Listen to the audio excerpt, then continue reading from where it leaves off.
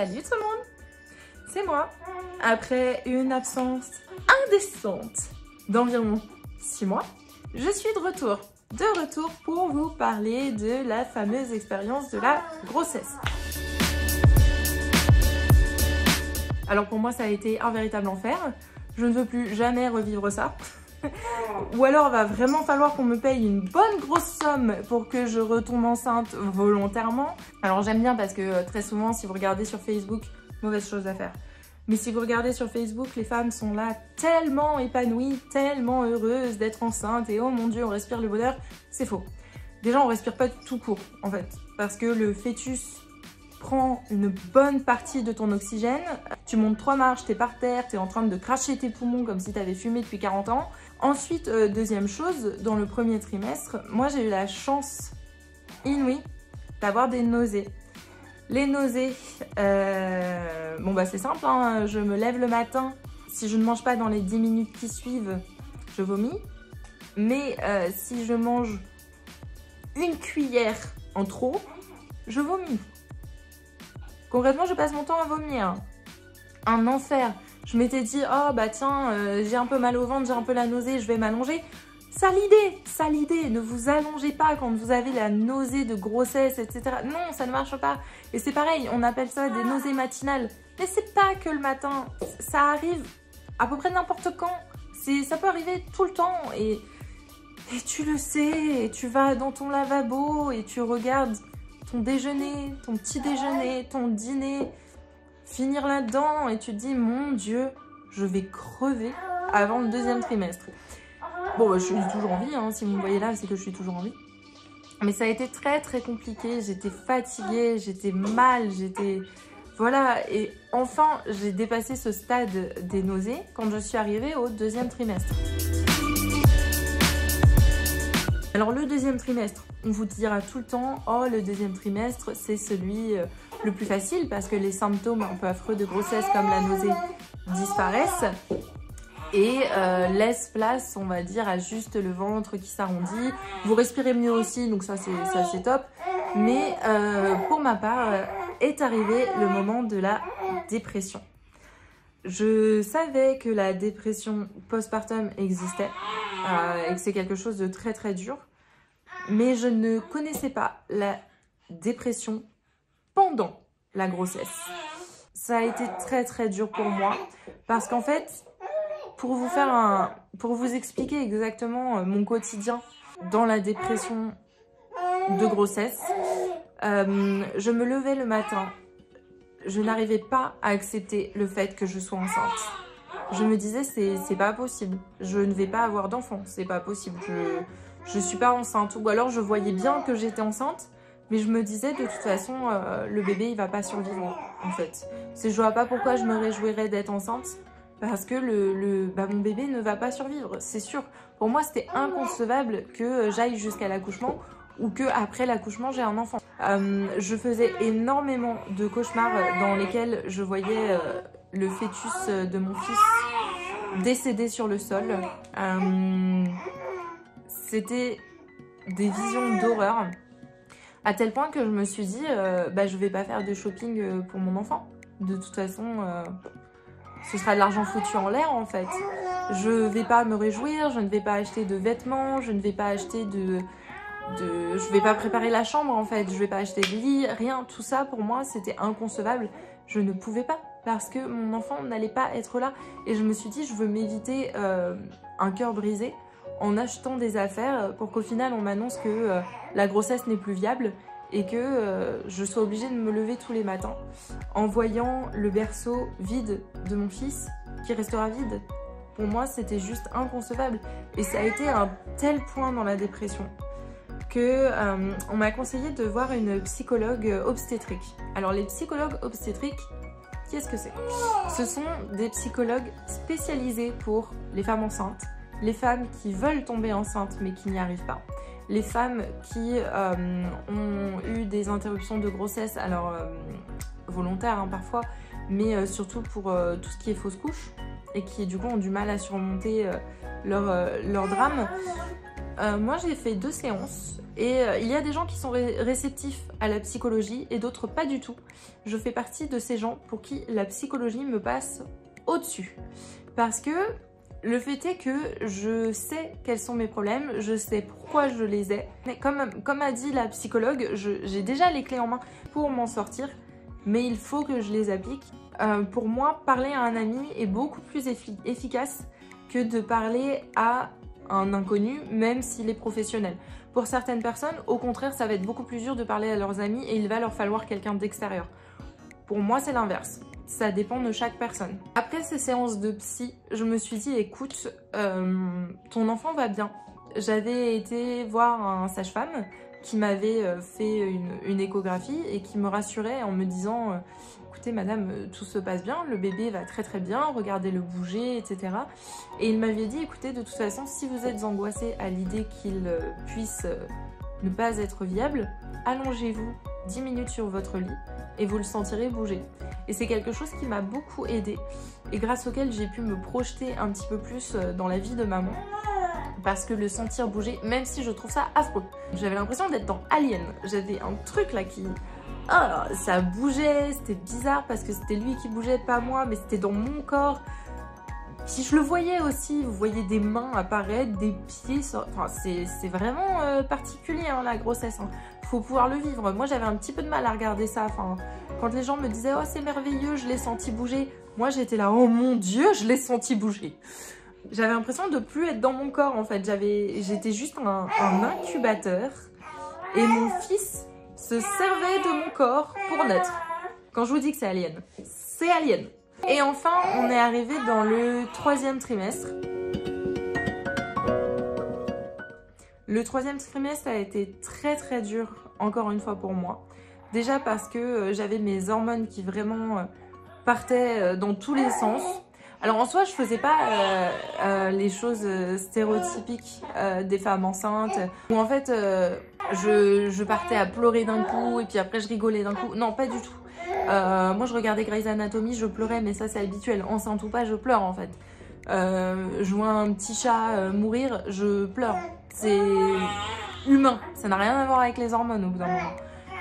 Mais je l'ai mal vécu parce que déjà j'ai été abandonnée par le père de mon fils à 7 mois de grossesse. Donc ça a été très très dur à vivre parce que je me suis dit bon bah voilà, non seulement j'avais peur de devenir maman et maintenant je sais que je vais devoir devenir maman solo. Donc j'aurai strictement aucun soutien. Aucun soutien de la part du père du moins, parce que oui bien sûr j'avais mes amis et ma famille qui ont été un soutien mais immense et je les en remercierai jamais assez. Mais le soutien du père de l'enfant c'est quand même différent parce que c'est la responsabilité partagée. On sait qu'un enfant on l'a fait à deux, on l'a pas fait avec ses amis, on l'a pas fait avec sa famille, on l'a fait avec son partenaire. Et de ce fait là, de perdre le soutien de mon partenaire, ça m'a fait beaucoup de mal. Parce que d'un coup je me suis dit bon bah voilà, tu es seule, t'as pas le droit à l'erreur. Parce que si je fais quelque chose de mal, si je fais une erreur, bah mon fils il a que moi. Il peut pas se retourner vers son père, il peut pas se retourner vers qui que ce soit. Et de ce fait là, cette pensée là qui m'a obsédée, elle m'a vraiment fait du mal jusqu'à la fin de ma grossesse, jusqu'à l'accouchement. Quand j'ai accouché, j'étais du coup dans de très très mauvaises dispositions. Je voulais pas, hein. C'est limite je serrais les cuisses, non tu sortiras pas. Mais en même temps j'avais très très envie de les ouvrir pour dire dégage de là, j'en peux plus, je veux réapproprier mon corps. Pourquoi? Comment on fait? Est-ce que vous pouvez pas juste... Vraiment, hein, je me dis peut-être qu'un jour, dans un futur lointain, on pourra faire ça. Juste dire sors et le bébé va sortir. Ce serait top parce que là, Bon, je pensais à tout un tas de choses, comme la déchirure vaginale, ça ne me donnait pas du tout envie. Comme la descente d'organes, ça ne me donnait pas du tout envie non plus. De ce fait-là, quand on me dit alors, la grossesse, t'as adoré? Non, non, non. Tu veux un deuxième enfant? Non, non, non, mon Dieu. Chaque fois que je croise une femme qui me dit ah moi je veux pas d'enfant parce que la grossesse ça me fait pas trop envie, ou voilà un enfant c'est difficile, c'est des contraintes, je lui dis oui tu as raison, si t'es pas sûre de vouloir un enfant, n'en fais pas, n'en fais pas parce que effectivement c'est des contraintes. Alors attention, qu'on soit clair, j'aime mon fils plus que tout. C'est la prunelle de mes yeux, c'est tout mon fils. Et je le regrette absolument pas. Mais je comprends qu'on veuille ne pas en faire.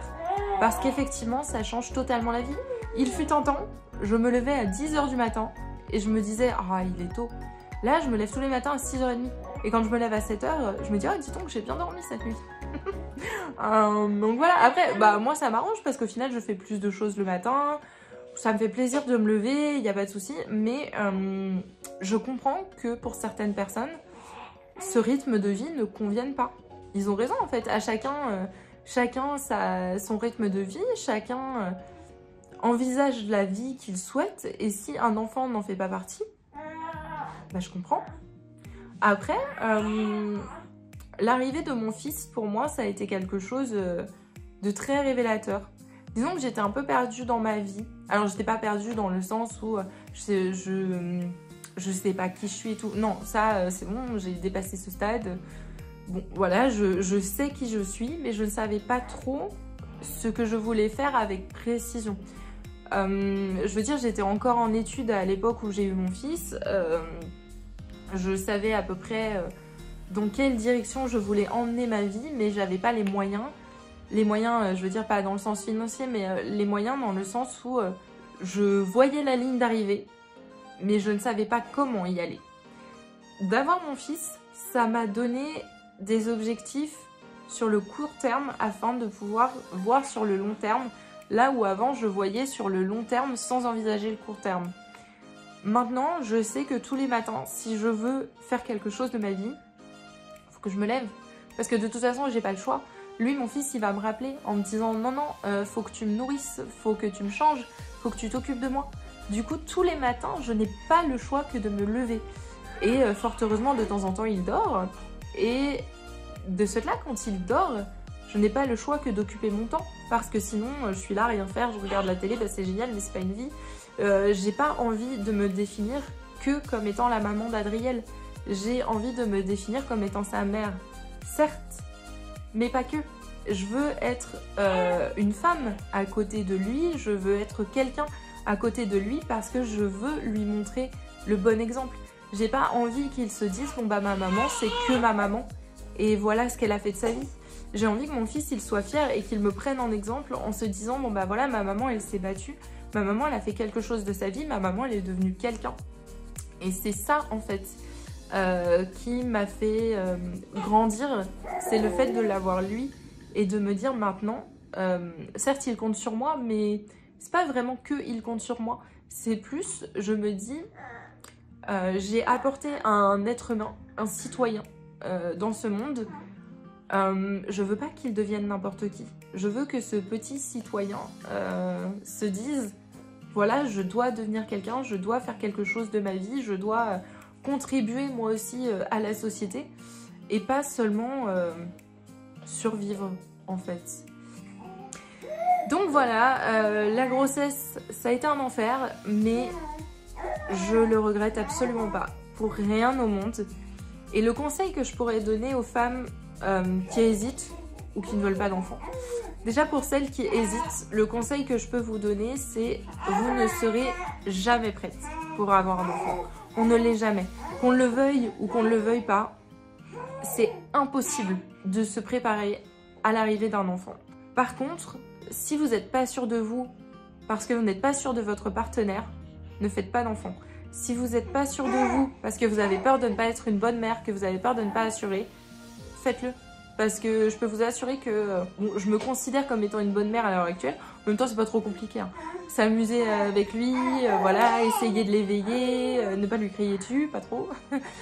Lui donner à manger, faire en sorte que tous ses besoins soient là. C'est pas trop compliqué à l'heure actuelle. C'est plus tard que ça va devenir un peu plus compliqué, mais pour le moment, ça va.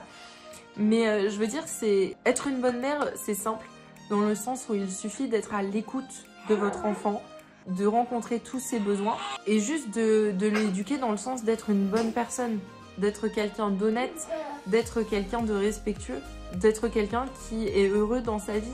Alors il sera pas toujours heureux, hein, je me fais pas d'illusions. Pour le moment, mon fils rigole H24, il pleure quasiment jamais, j'ai beaucoup de chance à ce qui paraît. Voilà, mais il sera pas toujours heureux dans sa vie, je le sais. Mais je veux faire en sorte qu'il sache que quand il est malheureux et quand ça ne va pas, qu'il peut compter sur moi et qu'il deviendra quelqu'un de bien, en fait. Pour celles qui ne veulent pas d'enfants, j'ai envie de dire, déculpabilisez-vous, c'est pas grave. Être une femme ou être un homme d'ailleurs ne se résume pas à devenir parent. Être une femme ou être un homme, c'est avant tout être vous-même et être fier de vous-même. Et ça ne passe pas nécessairement par un enfant. Avant Adriel, j'étais quelqu'un. Après Adriel, je serai quelqu'un d'autre. Ça veut pas dire que la personne que j'étais avant n'en valait pas la peine. C'est juste que cette personne que j'étais avant était quelqu'un. Et maintenant, je suis quelqu'un d'autre. Et je suis très fière des deux personnes que j'étais et celles que je suis. Et enfin, pour celles qui vont avoir un enfant, qui sont peut-être enceintes à l'heure actuelle, sachez que oui, c'est des sacrifices. Oui, c'est difficile. Et je vais pas sortir la phrase bateau, mais ça en vaut la peine, blablabla. Non, c'est juste que oui, c'est difficile. Mais tout est difficile dans la vie. C'est des épreuves au quotidien, mais c'est aussi du bonheur. Et enfant ou pas enfant, c'est la même chose en fait. Dans votre vie de tous les jours, avant votre enfant, vous aviez des obstacles et vous aviez des bonheurs. Bah, c'est exactement la même chose avec un enfant. Sauf que il s'est ajouté et il apporte des obstacles de plus, mais aussi des petits bonheurs de plus. Et c'est comme ça, faut arrêter de dire que un enfant, ça change tout. Alors oui, ça change, oui, il faut s'adapter, mais faut arrêter de dire ah ça y est, vous devenez l'opposé de qui vous étiez. C'est faux, c'est faux. Enfin, moi j'ai pas l'impression d'avoir tant changé que ça. Alors si, il y a quelque chose qui a changé chez moi, c'est que je m'énerve beaucoup moins. Avant, j'avais tendance à être... à quand quelque chose n'allait pas ou que quelqu'un me contrariait, j'avais tendance à être assez impulsive. Maintenant, je m'en fous. Tu me saoules, bah y a pas de souci, dégage. En fait, j'ai pas de temps à perdre avec toi. C'est juste ça. Mais ça, c'était ma personnalité parce que je suis sûre qu'il y a des personnes sans enfants et voilà, et avant leur enfant qui étaient déjà comme ça. Hein. C'est juste que moi, j'avais tendance à prendre des choses à cœur que maintenant, je ne prends plus à cœur. Je m'en fous. Donc voilà. J'espère que cette vidéo vous aura aidé. Si vous avez des questions, allez-y, posez-les-moi, il n'y a pas de souci. Je réponds à tout. Je sortirai prochainement une vidéo sur l'accouchement, parce que forcément, après la grossesse, l'accouchement. Et voilà, on se retrouve prochainement pour une autre vidéo. Ciao!